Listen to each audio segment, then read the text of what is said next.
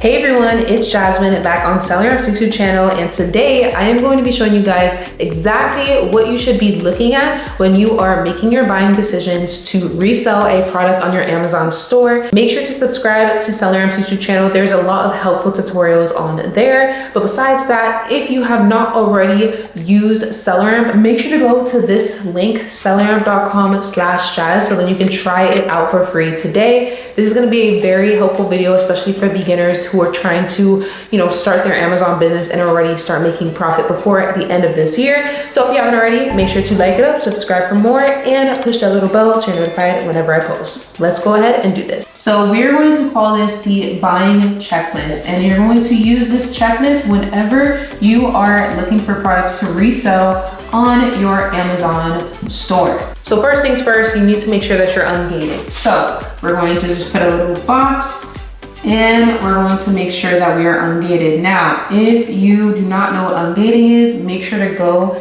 and just look up some quick ungating tutorials. I have a lot on my channel, Jazz House Host, but there's also a few ungating tutorials on SellerAmp's YouTube channel that you can also go to as well. Just make sure that you're actually approved to sell the product already. Then you want to make sure that the product is not Hazmat or DG, dangerous goods. So you're just gonna put not Hazmat and /DG, okay? So within the Hazmat or dangerous goods program, especially if you are doing Amazon FBA, you're not gonna be able to sell Hazmat or DG products because you have to actually apply to become a Hazmat seller.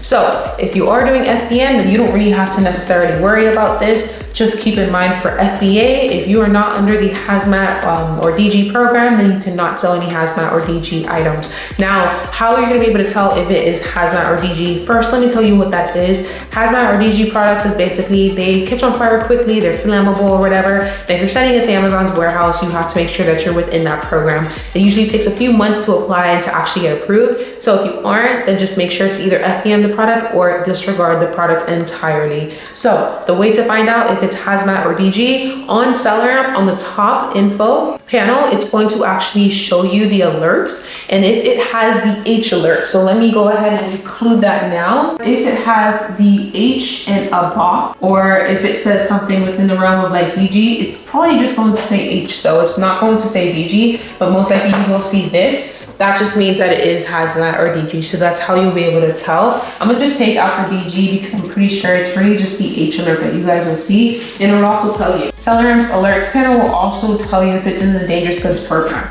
Now, next thing, you're gonna wanna see if the product is meltable. So as in like candy, chocolate, stuff like that.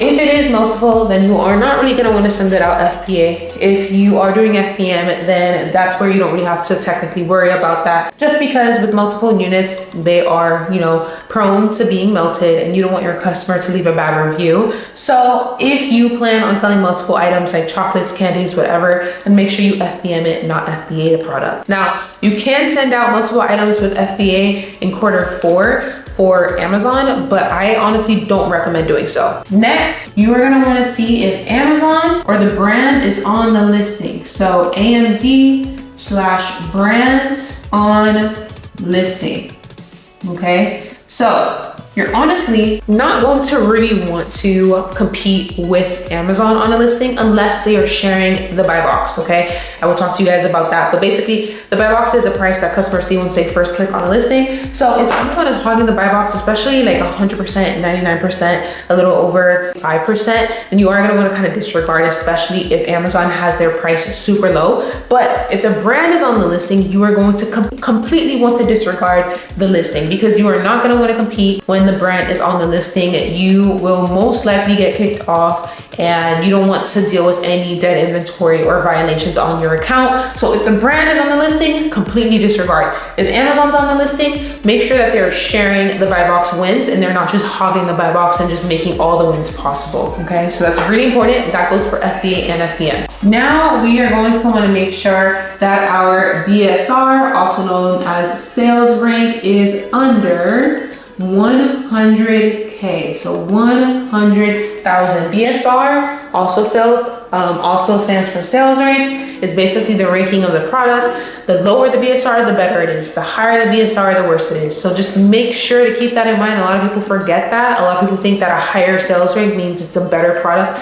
That is totally not the case. And it's a complete opposite. BSR is best under 100K. Now for specific categories like grocery, I would say it's best under 50K. For books, you can actually range a little under 500K. There's even some products that I've sold within the book category that was 750K BSR, but the book category is a little different. If you guys want a tutorial or video on next time talking about book sourcing, then definitely let me know in the comments. But like I said, honestly, anything that's under 100K BSR is good. Just want to make sure that everything else aligns. Just because it's under 100K BSR does not mean that it's necessarily good, but we also have to keep in mind the full buying checklist, which is what we're going over now. Next, you're gonna honestly want your products to sell a little over 50 estimated sales. So 50 plus EST sales. Now, how will you be able to know how much times it's selling a month? SellerAmp makes that very, very easy.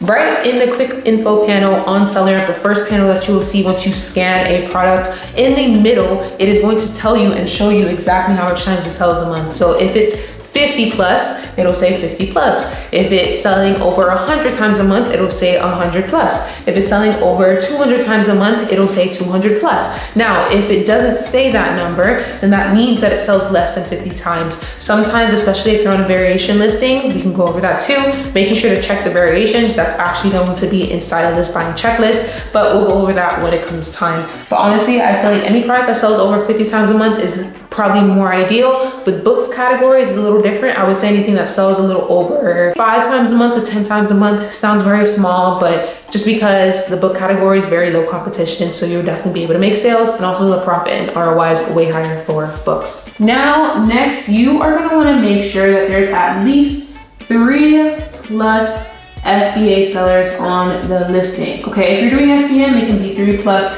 FBM sellers. So I just do /FBM. And the reason why you're gonna wanna make sure that there's more than 3 or more than 4 is because you wanna make sure that you are also going to be successfully selling the product and you're not gonna have any issues. If there's only like 1 to 2 sellers on the listing, you will probably get a PL alert or an IP alert on SellerAmp, not necessarily saying that it is private label or IP, but they're just letting you know that it's suspected because there's a very small amount of sellers. Obviously, there's a lot of sellers, there's a lot of people who sell on Amazon, and if there's only 1, 2 sellers on a listing, that might be a sign that there is IP, PL, private label issues going on, violations that you might get if you hop on the listing. So that's probably best that you look for listings over 3 plus, 4 plus FBA or FBM sellers on the current listing, as well as just consistent sellers on the listing in the past. Now we can get over to variation. Is it a variation listing?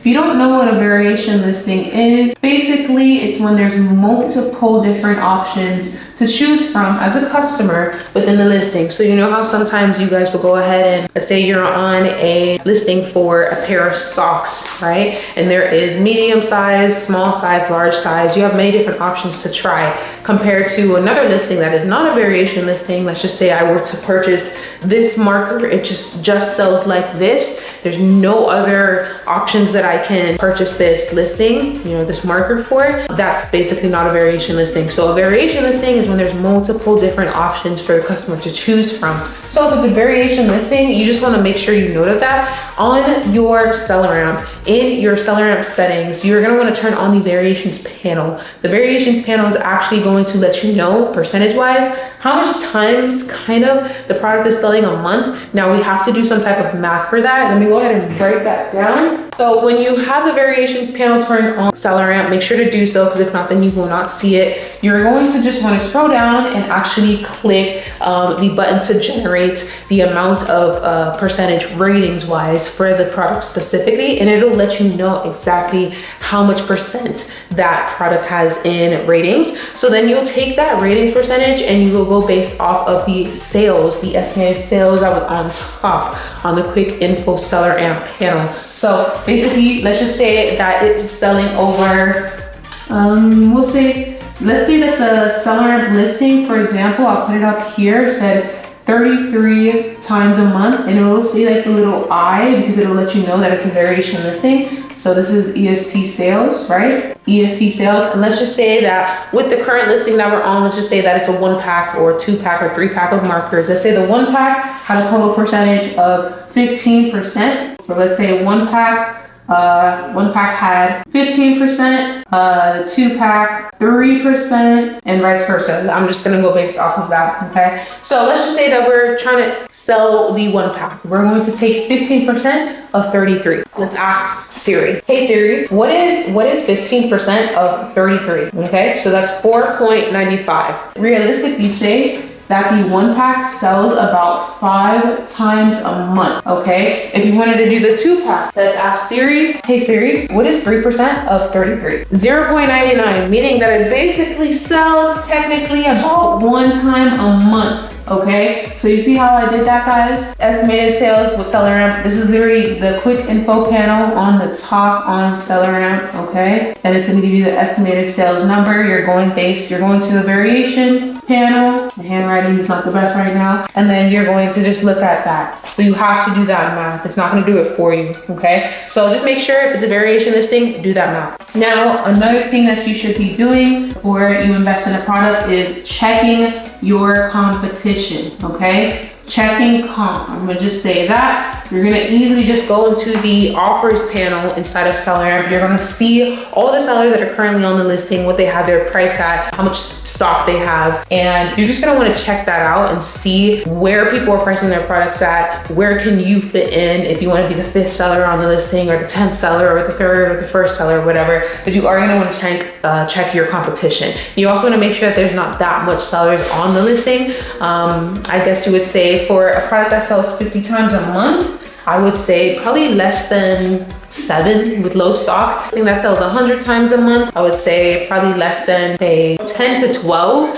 And then anything, let's just say compared to a listing that sells 1,000 times a month, I wouldn't mind there being like, I'm gonna say like 30 sellers or maybe around that range, but that's just my personal preference. It's all different. But yeah, make sure to check your competition and their stock and their pricing. Now, when we get to the numbers, you are gonna wanna make sure that profit is over $2. So I'm gonna put $2 and above, and your ROI, which is return on investment, is over 25% and over. All of these calculations, you're gonna be able to tell how much profit and ROI you're getting once you input your cost price in SellerAmp, and then also too when you have all of your fees and settings already, inside of your SellerAmp settings, which you should already have. So besides that, with all fees included, profit should be always over $2 and ROI should be always over 25%.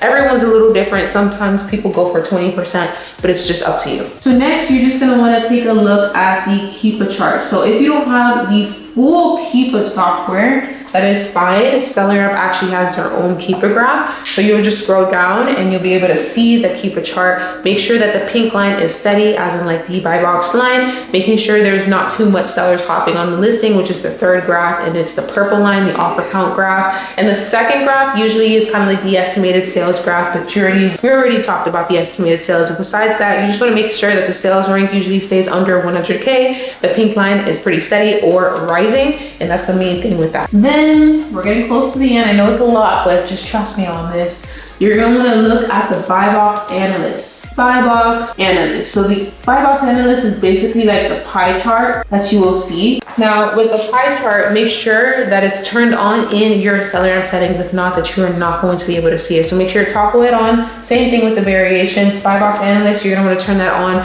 This is actually going to show you, it's like a colorful pie chart, looks like a piece of pie.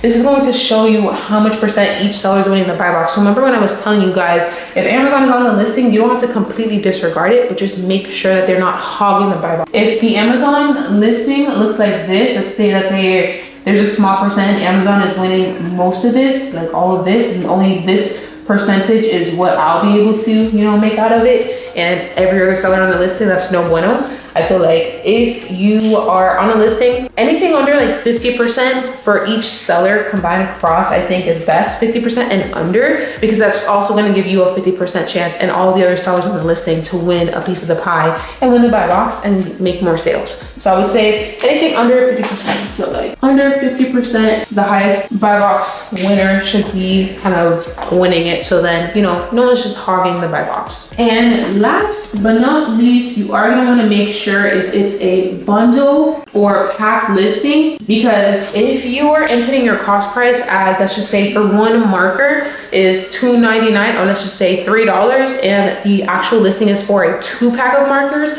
your cost price is not going to be $3. You're buying 2 markers to make 1 unit. So you are going to be doing 3 times 2. So that'll be a cost price of $6. A lot of beginners get that wrong, but honestly, you have to make sure if it's a bundle listing, if it's not, sometimes it's very misleading because sometimes the title will not say a 2-pack, 3-pack, or the picture won't show a 2-pack, 3-pack, but in the description it says 2-pack, 3-pack, 4-pack, whatever. What you can also do is ask Rufus. It's like the little AI bot. Scroll down, it's like right above the Amazon reviews on the Amazon website, and just literally ask, type in, how much does this come with, or is this a 2-pack, is this a 1-pack, whatever, and you'll be able to get that in. Okay, so that is pretty much it with the buying checklist. Make sure to write your notes down and take a picture of this. Hopefully this video was helpful for you guys. If it was helpful, then make sure to like it up, subscribe for more. If you want to learn more Amazon selling information and you want to learn more from me, you can head over to my YouTube channel, Jazz Hustles, where I post on there every single Friday. Make sure to follow SellerAmp on all their social media platforms. And like I said before, if you do not have SellerAmp to make your buying decisions for Amazon reselling, what are you doing? Go to selleramp.com/Jazz so then you can try it out for free today. I will see you guys on the next one, and I hope everyone has a great rest of their year in Q4. And yeah, peace. Bye guys.